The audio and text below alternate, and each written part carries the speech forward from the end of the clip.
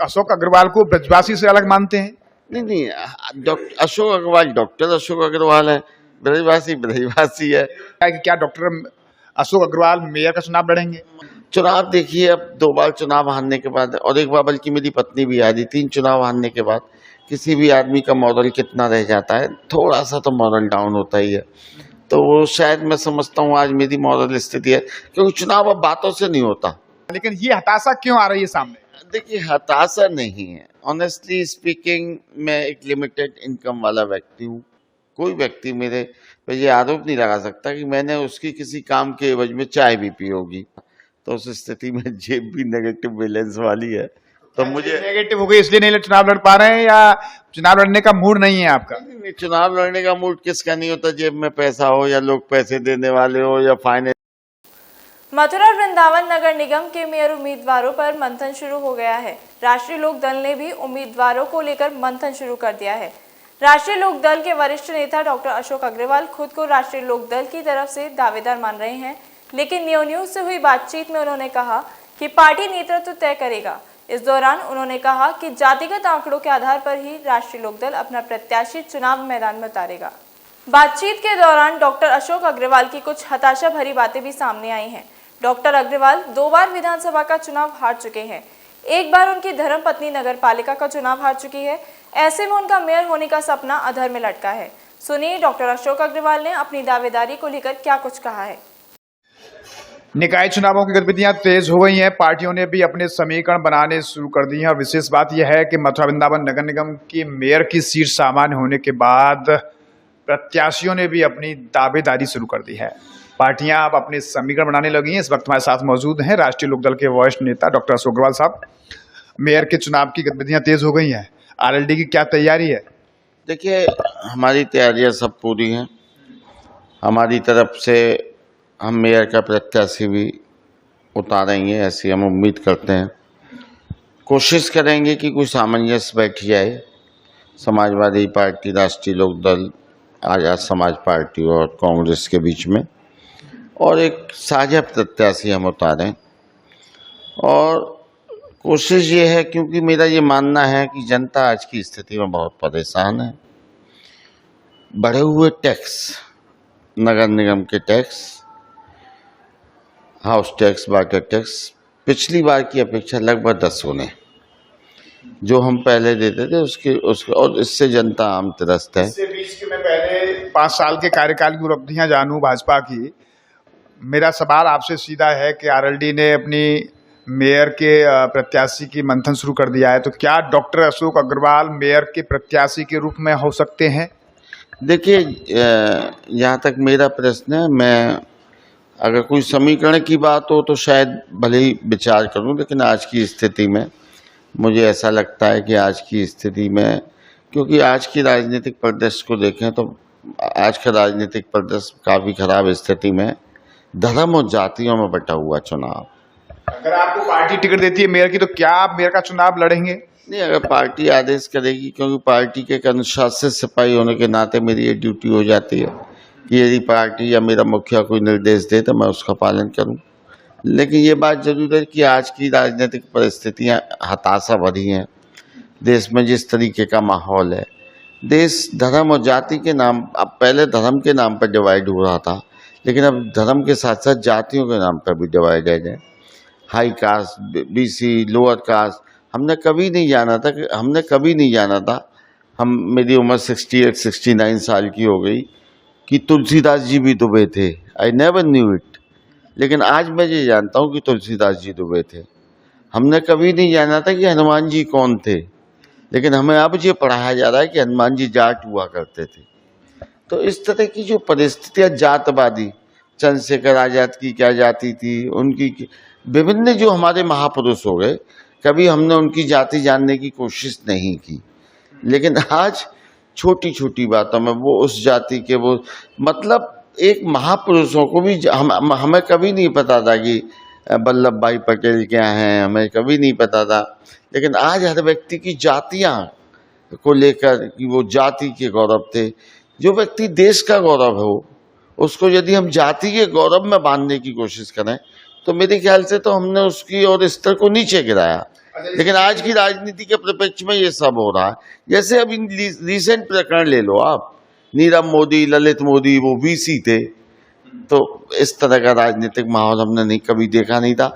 हम तो ये सोचते थे कि बीजेपी में जातिवादी मामला नहीं है, सब धर्म के लोग एक ही हैं। लेकिन यहाँ भी खूब बीसी, यहाँ अभी मैंने देखा था कहीं सम्मेलन हो रहा था, बहुत विशाल, शायद एमपी में था, सम्मेलन हो रहा था, विभिन्न बड़े बड़े नेता, एक जाति के सम्मेलन थे, मैं जाति का नाम नहीं। तो जाति सम्मेलन जो पार्टी कर रही हो, वो ये कहे कि हम जातवाद में नहीं बटे या जातवाद की राजनीति करते, मुझे कुछ ज्यादा समझ में नहीं आता। कि आप 2 बार विधानसभा का चुनाव लड़े हैं जी सर। कि 2 बार, और आपकी भी जिज्ञासाएं, महत्वाकांक्षाएं थी कि आप विधानसभा में पहुंचे, लेकिन नहीं पहुंच पाए। अब मेयर का चुनाव, जो कि मथुरा वृंदावन मेयर का एक बड़ा चुनाव होता है, काफी प्रतिष्ठा का चुनाव माना जाता है, ऐसे में आपकी महत्वाकांक्षा नहीं है कि आप मेयर बने मथुरा? देखिए, मेरी महत्वाकांक्षा कभी एमएलए बनने की भी नहीं थी, क्योंकि राजनीतिक परिस्थिति, सही बात तो ये, मैं शुरू में ये सोचता था कि मैं चेयरमैन बनूं, मैंने एमएलए बनने का तो कभी सोचा ही नहीं था। लेकिन वो परिस्थिति ऐसा पैदा हुई कि मुझे चेयरमैन से एमएलए पर शिफ्ट हो। एमएलए भी क्यों? क्योंकि मुझे ऐसा लगता था कि यार एक छोटा सा शहर, हम इसको ठीक नहीं रख सकते, हम सफाई नहीं रख सकते, वो इसलिए मुझे लगता था आप कि एमएलए नहीं बन पाए, लेकिन एक मेयर का पद भी अपने आप में एक बड़ा पद होता है। तो ऐसे में नहीं लगता कि आप मेयर के लिए प्रयास करें, या मेयर की महत्वाकांक्षा है? क्या लग रहा है, लोग भी चाह रहे हैं कि आप विधायक का चुनाव 2 बार लड़े हैं, आप नगर पालिका का चुनाव आपकी धर्मपत्नी लड़ी हैं, तो आपको नहीं लगता कि राजनीति रूप से आप शहर की राजनीति कर रहे हैं? लोगों में भी चर्चा है कि क्या डॉक्टर अशोक अग्रवाल मेयर का चुनाव लड़ेंगे? माननीय जयशंकर जी का एक कमेंट मुझे याद आ जाता है। उन्होंने ये कहा था अभी कि चाइना बहुत बड़ी अर्थव्यवस्था है, उसके विरुद्ध कुछ बोलना बहुत मुश्किल है। उसी तरीके से मैं भी महसूस करता हूँ कि भारतीय जनता पार्टी अब एक बहुत बड़ी अर्थव्यवस्था है, और वैसे भी बड़ा संगठन है, और उनसे लड़ना मुझ जैसे छोटे आदमी के लिए शायद संभव नहीं है, उस सारी व्यवस्थाओं से लड़ना। चुनाव देखिए, अब 2 बार चुनाव हारने के बाद, और एक बार बल्कि मेरी पत्नी भी हारी, 3 चुनाव हारने के बाद किसी भी आदमी का मॉरल कितना रह जाता है, थोड़ा सा तो मॉरल डाउन होता ही है। तो वो शायद मैं समझता हूँ आज मेरी मॉरल स्थिति है, क्योंकि चुनाव अब बातों से नहीं होता, और चुनाव जो है आदमी के काम से भी नहीं होता, व्यक्तित्व से भी नहीं होता। आप पर राजनीति का ऐसा जुनून था कि आप पूरी तरह फुल टाइमर पॉलिटिशियन हो गए थे जब विधानसभा की तैयारी करे चुनाव लड़ा था, पालिका का चुनाव आपकी धर्मपत्नी नहीं लड़ा, लेकिन अब ये बातें हताशा भरी सामने आ रही हैं। मेयर का चुनाव सामने, और आपकी बातों में जो करंट दिखना चाहिए था कि हाँ मैं लड़ूंगा, पार्टी अगर टिकट देगी तो मैं लड़ूंगा, लेकिन ये हताशा क्यों आ रही है सामने? देखिए, हताशा नहीं है, ऑनेस्टली स्पीकिंग, मैं एक लिमिटेड इनकम वाला व्यक्ति हूँ। अपने जीवन को मैंने ईमानदारी से गुजारा। मैं पॉलिटिक्स में भी रहा, तो मैं समझता नहीं कि मथुरा जनपद का मैंने हजारों लोगों के काम किए होंगे, बहुत विकास कराया होगा, लेकिन मैं इस बात को दावे के साथ कहता हूँ, शायद जो लोग, बहुत से लोग नहीं कह पाएंगे, कि इस दौरान किसी भी व्यक्ति, कोई व्यक्ति मेरे पे ये आरोप नहीं लगा सकता कि मैंने उसकी किसी काम के एवज में चाय भी पी होगी, और अपनी जेब से खर्च किया।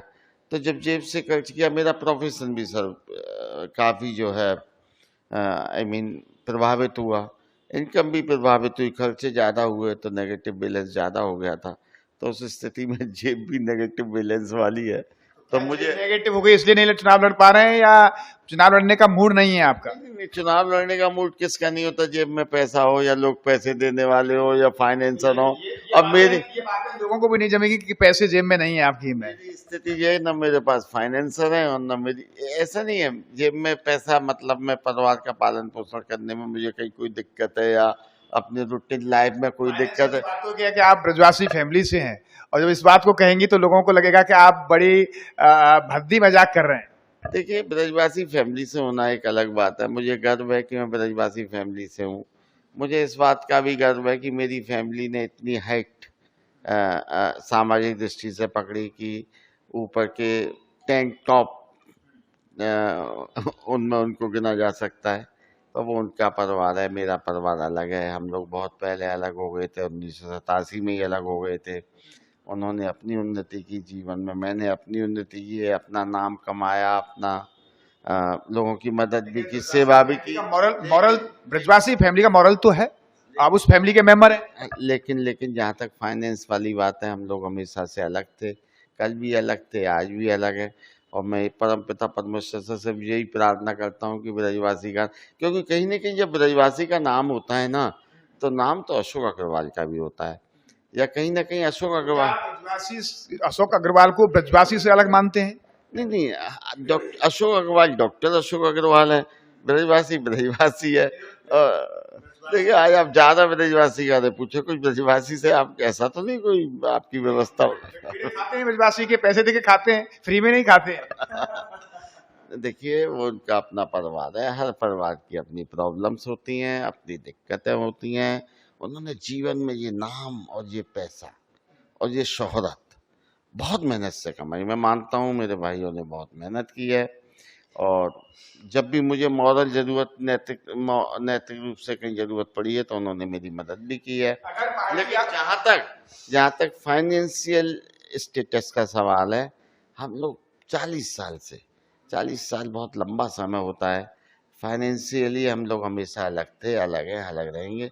आज ये बात जरूर है कि कभी मुझे बहुत मजबूरी में मेरे पर कोई ऐसा संकट आ जाए, तो मैं ये भी नहीं कहता कि मदद करेंगे, लेकिन चुनाव एक ऐसा संकट नहीं है। चुनाव तो अपनी बुलाई हुई आफत और व्यवस्था है ना, तो उसमें मदद कोई जरूरी नहीं होती। क्या पार्टी आपको टिकट देती है तो आप मेयर का चुनाव लड़ेंगे, या बिल्कुल ही मूड नहीं है चुनाव लड़ने का? देखिए, यदि पार्टी टिकट देती है, और पार्टी कम से कम आर्थिक मदद देने या दिलाने का वायदा भी करती है, और आप जैसे कुछ लोग अगर मेरी मदद करने, और जैसे मीडिया है, देखो और भी मदद करते हैं आपकी। हाँ, मीडिया बिना पैसे के मेरा सब इलेक्शन मैनेजमेंट का वायदा करे, और मेरे कुछ साथी जो मनी मैनेजमेंट का वायदा करें, और पार्टी कुछ मनी मैनेजमेंट का वायदा करे, और कुछ सवाल अगर ऐसा कुछ माहौल बन रहा हो, कुछ ऐसा समीकरण बन रहा हो जिसमें अशोक अग्रवाल फिट होते हो, तो इस पर विचार भी करें। बात अलग है, लेकिन ये सब जो पार्टी पैसे की बातें कर रहे हैं तो लोगों को हंसी आएगी। डॉक्टर अशोक अग्रवाल ऐसी बातें कर रहे हैं, करोड़ों रुपए विधानसभा के चुनाव में खर्च करने के बाद, और वो मेयर के चुनाव में कहेंगे कि मेरे पास में हजारों भी नहीं है खर्च करने के लिए, तो ये बातें थोड़ा लोगों को भद्दी लगी। ऐसा मैंने नहीं कहा,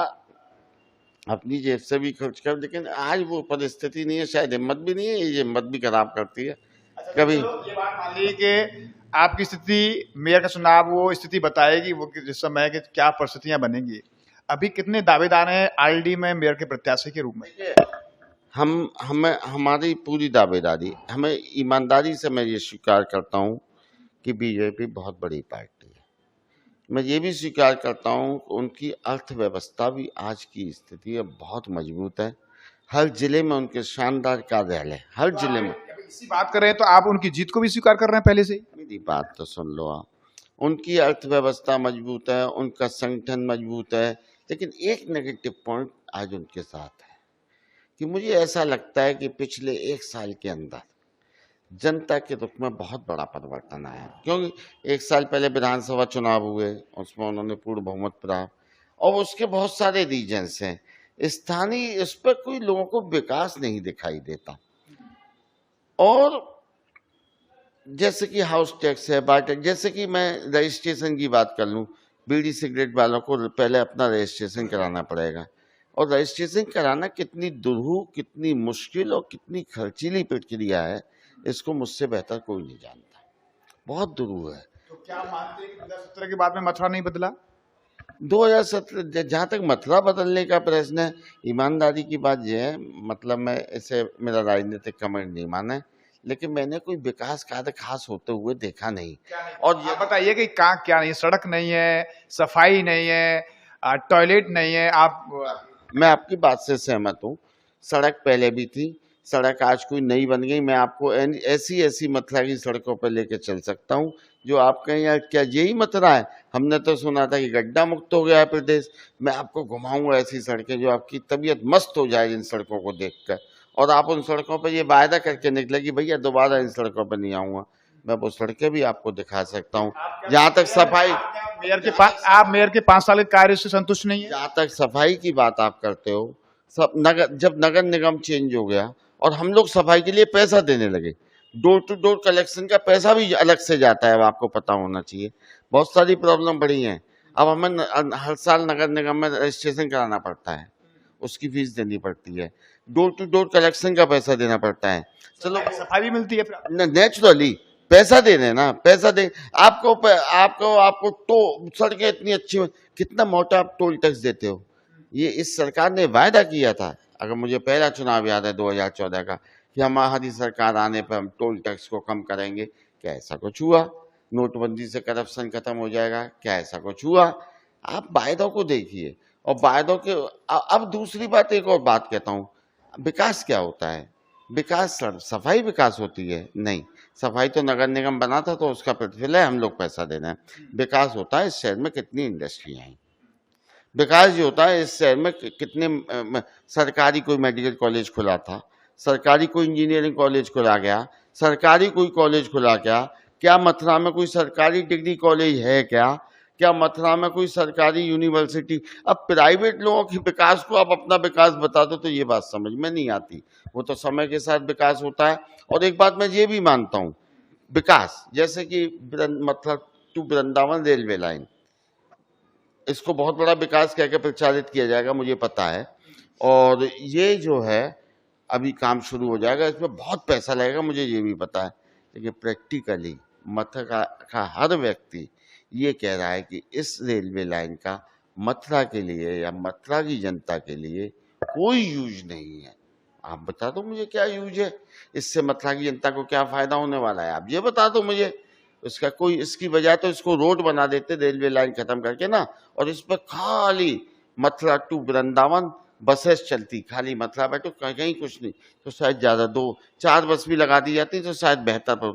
इस रेलवे लाइन का भी कालांतर में आप देख लेना। आप ये मैंने ये सुना था आज से 3 साल पहले, हमारे सामने ये जो है ये तालाब है, इसमें बहुत अच्छा डेवलप होना है और नावें चलेंगी और गेम, लेकिन फिर अंत में बात है वहीं की। आरएलडी में कितने दावेदार अभी तक हैं आपके सामने?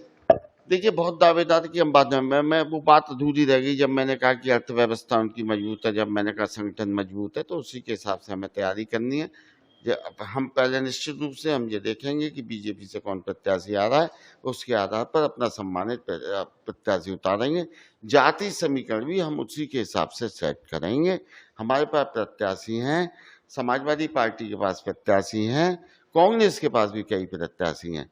उनमें से जो भी बेस्ट होगा उनके पैनल बना के भेज दिए जाएंगे। और ऊपर के स्तर पर आई थिंक, ऊपर के स्तर पर माननीय जयंत जी के स्तर पर, माननीय अखिलेश जी के स्तर पर, और संभवतया माननीय प्रियंका गांधी के स्तर पर भी शायद ये डिसाइड होगा कि मथुरा से विपक्षी प्रत्याशी के तौर पर मेयर का प्रत्याशी कौन लड़ेगा। यदि निश्चित रूप से बीजेपी का, जैसा कि हम लोग सुन रहे हैं कि ये सीट जब जनरल हो गई है तो शायद कोई बेस्ट प्रत्याशी आएगा। यदि वहाँ से कोई बेस्ट प्रत्याशी आता है तो निश्चित रूप से जो भी ये हम तीनों दलों की बात कर रहे हैं, ये अपने उससे, क्योंकि फिर सेकंड जो कास्ट है, जो हाईएस्ट नंबर में भी है मथुरा में, जो बहुत प्रभावशाली भी है, नगर विधानसभा क्षेत्र में बहुत मजबूत भी है, ब्राह्मण समाज की हम बात करेंगे और ब्राह्मण प्रत्याशी लाएंगे। इस आशा और विश्वास के साथ, इस एक आखिरी बात के साथ कि डॉक्टर अशोक अग्रवाल ने कभी जाति की राजनीति नहीं की थी, कौन न जाति की न धर्म की। हम अब भी जाति और धर्म की राजनीति न करते हुए कोशिश करेंगे कि जो सरकार ने पिछले 5 साल में बीजेपी ने किया है, उनके आधार पर हम जनता को ये समझाने की कोशिश करें कि हमारी बात उनकी हम निश्चित रूप से, यदि हमारा मेयर चुना जाता है संयुक्त मेयर, तो हम निश्चित रूप से जनता को राहत देने का काम करेंगे। धन्यवाद। इस तरह से हमारे साथ रहे राष्ट्रीय लोकदल के वरिष्ठ नेता डॉक्टर अशोक अग्रवाल। विधानसभा तक तो नहीं पहुंच पाए, मेयर का सपना भी उनका अभी पूरा नहीं हुआ है, लेकिन यह है कि अभी पार्टी तय करेगी और कौन प्रत्याशी हो सकता है, पार्टी का निर्णय आएगा। बहरहाल राष्ट्रीय लोकदल ने भी मेयर के चुनाव को लेकर अपनी तैयारी शुरू कर दी है और डॉक्टर अशोक अग्रवाल भी मानते हैं कि अगर समीकरण ऐसे बनेंगे कि वो चुनाव लड़ सकते हैं तो वो चुनाव लड़ेंगे। बहरहाल संगठन में, पार्टी में कई दावेदारों द्वारा प्रत्याशी के रूप में अपनी दावेदारी की जा रही है। न्यूज़ पर्सन गोपाल जग्गा के साथ गोविंद भारद्वाज।